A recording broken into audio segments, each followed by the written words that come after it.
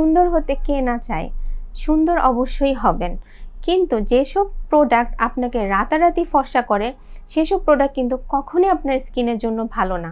যেমন ওসব প্রোডাক্টে কিন্তু মার্কিউরি, স্টেরয়েড, হাইড্রোকুইনোন জাতীয় ক্ষতিকর উপাদান থাকে।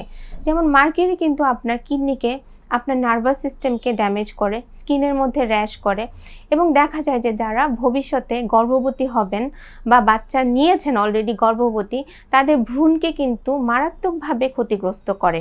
স্টেরয়েড জাতীয় উপাদান কিন্তু আপনি যদি ব্যবহার করেন, আপনার চামড়া পাতলা হয়ে যায়, চামড়া লাল হয়ে যায়, এবং আপনার চামড়াতে যখন আপনি ব্যবহার ছেড়ে দিবেন আপনার মুখটা কালো হয়ে যায়। হাইড্রোকুইনোন জাতীয় প্রোডাক্ট কিন্তু আপনার যে স্কিনে মেলানোসাইট থাকে সেটাকে প্রচণ্ড পরিমাণে ক্ষতিগ্রস্ত করে। মেলানোসাইট আসলে আমাদের কিন্তু ক্যান্সার প্রতিরোধী একটা কোষ, এবং আমরা যখন রোদে যাই সেই রোদের পোড়া থেকে কিন্তু বা রোদের যে রশ্মি থেকে কিন্তু মেলানোসাইট আমাদেরকে সুরক্ষা দেয়। আপনার কিন্তু ফর্সা হওয়ার থেকে স্কিনটা হেলদি রাখা বেশি জরুরি। যেমন ধরেন যে আপনি অনেক দেখতে ফর্সা, কিন্তু আপনার মুখে অনেক দাগ আছে, অনেক ব্রণ আছে, আপনার চামড়াতে অনেক ভিজিবল পোরস আছে, আপনাকে কি দেখতে ভালো লাগবে? আমার মনে হয় না।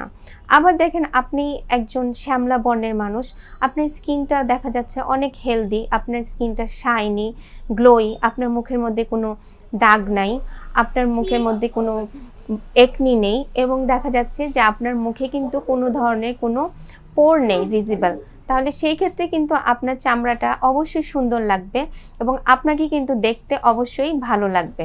আমরা অবশ্যই ফর্সা হব, কিন্তু সেটা হেলদি উপায়ে। যেমন যেসব প্রোডাক্টের মধ্যে kojic acid, glycolic acid, tranexamic acid, alpha arbutin, vitamin C, retinol, এই ধরনের অ্যাক্টিভ ইনগ্রিডিয়েন্টস থাকে, সেগুলো কিন্তু আমাদেরকে ফর্সা করতে সাহায্য করে। এখন এটা কিন্তু আপনার ত্বকের ধরন বুঝে এবং আপনার সমস্যা বুঝে আপনার জেনারেল প্র্যাকটিশনার অথবা আপনার ডার্মাটোলজিস্টে আপনাকে সাজেস্ট করবে।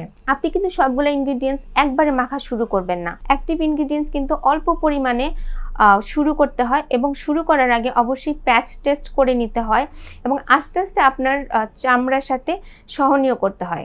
আপনার স্কিন কেয়ার রুটিনে অল্প পরিমাণে অ্যাক্টিভ ইনগ্রিডিয়েন্টস থাকা জরুরি। বেশি যদি হয় তাহলে কিন্তু আপনার স্কিনের যে ন্যাচারাল ব্যারিয়ার আছে সেটা কিন্তু ক্ষতিগ্রস্ত হবে।